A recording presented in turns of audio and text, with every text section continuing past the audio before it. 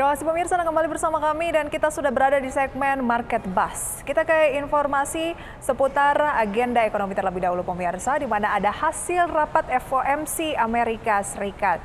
Ini yang salah satu membuat Wall Street semalam ditutup di teritori positif. Kemudian ada rilis neraca dagang Amerika Serikat, klaim pengangguran awal Amerika Serikat, dan ada inventory minyak mentah dari Amerika Serikat. Sementara dari Eropa, neraca perdagangan Jerman di bulan November, indeks harga produsen atau PMI Uni Eropa November dan juga year on year, PMI jasa Caixin China di bulan Desember 2022, dan penjualan retail Singapura November dan juga year on year. Kemudian kita ke agenda emiten, ada SLAIS yang akan berencana melangsungkan RUPS pada hari ini.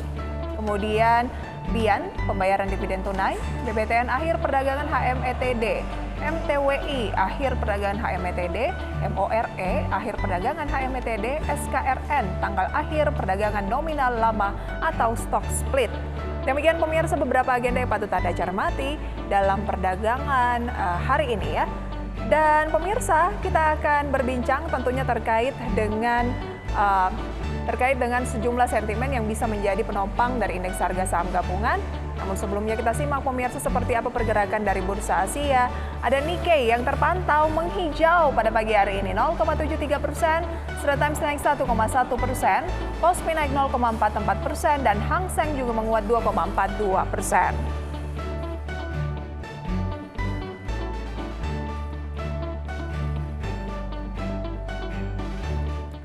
Dan sudah tersambung melalui video conference bersama dengan Pak Surya Dharma, Direktur Samuel Sekuritas Indonesia.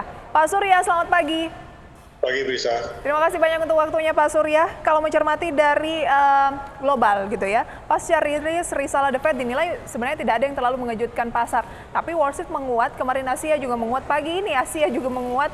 Eropa sudah naik 3 hari berturut-turut, tapi IHSG kok menukik turun 1% lebih. Kira-kira apa yang membuat indeks harga saham gabungan lebih banyak dilanda aksi jual?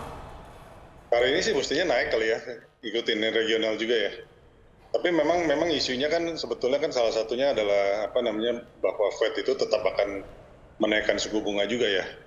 Jadi mungkin bulan ini dan dua kali akhirnya terjadi kenaikan karena mereka ingin tetap menekan inflasi gitu ya. Jadi itu juga mungkin akan diikuti oleh BI.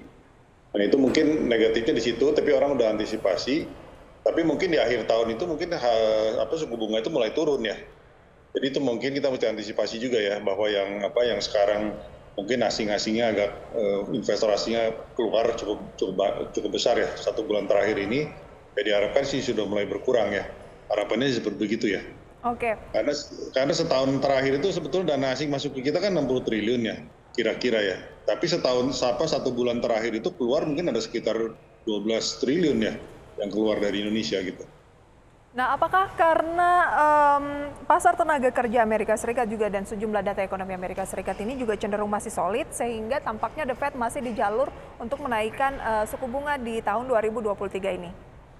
Kelihatannya masih akan menaikkan suku bunga sih. Saya perkirakan sih mungkin 50 plus 25 ya, mungkin 75 basis poin lagi ya. Sebelum nanti mungkin akhir tahun akan menurunkan suku bunga ya, perkiraan sih begitu.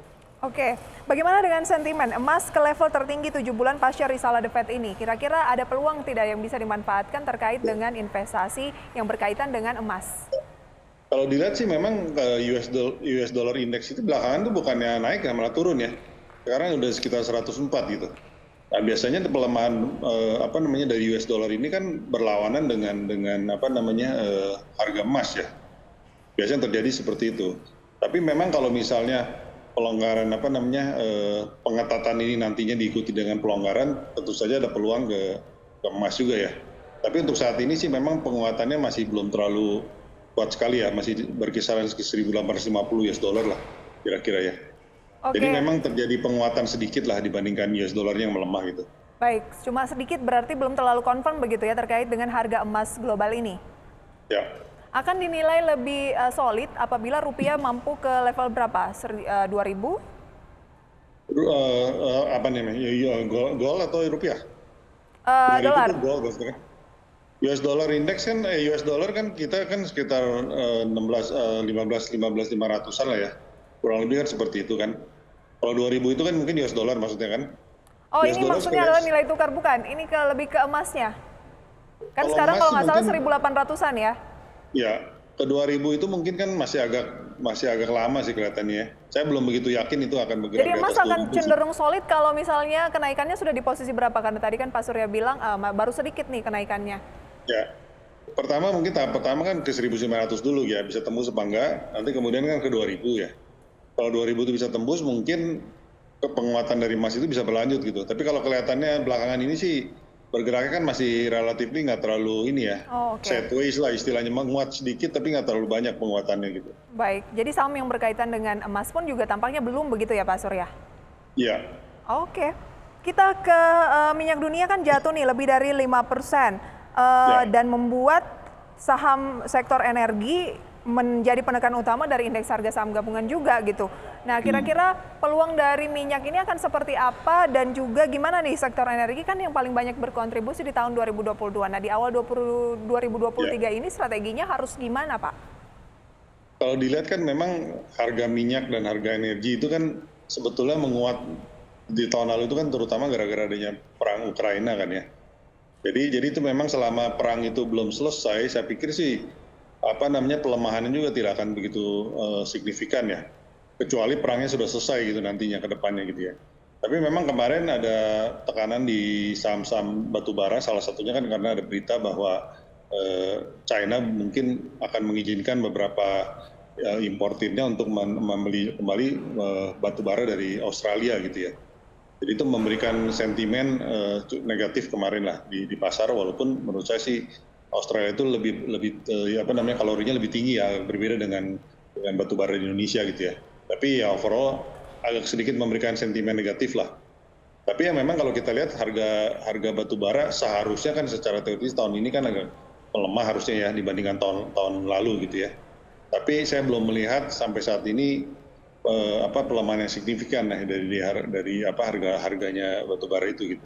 Oke, belum terlalu signifikan. Tapi korelasi antara harga minyak dunia dan juga harga komoditas batu bara ini cukup erat ya? Masih cukup erat Pak Surya ya? Ya, Oke, jadi sangat erat, sangat erat. sangat erat. Jadi strategi apa yang harus diterapkan bagi yang memang mungkin sudah mengoleksi saham-saham berbasis energi, baik itu mungkin batu bara atau yang berkaitan dengan energi lain gitu, di tahun 2023 ini di tengah kita lihat ada penurunan-penurunan.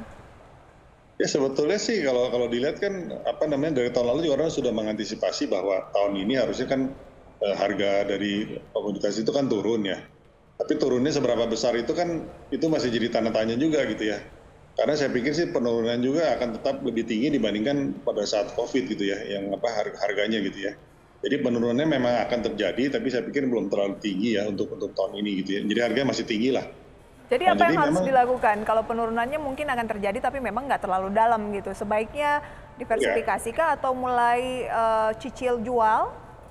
kalau harganya turun itu kan berarti kan earningnya mungkin bisa turun juga gitu ya. Kalau misalnya tidak ada corporate action yang dilakukan itu hanya bergantung terhadap produksi yang ada gitu ya. Jadi kemungkinan kan profitnya yang luar biasa tahun lalu itu mungkin tahun ini tetap luar biasa tapi mungkin agak sedikit turun gitu. Perkiraan saya sih begitu ya. Oh, berarti Tapi puncaknya memang di 2022 kemarin memang ya. ya, Kalau 2023 ini mungkin sudah mulai agak landai. ya, tapi memang kan valuasi dari perusahaan-perusahaan ini kan sebetulnya kan nggak mahal gitu ya.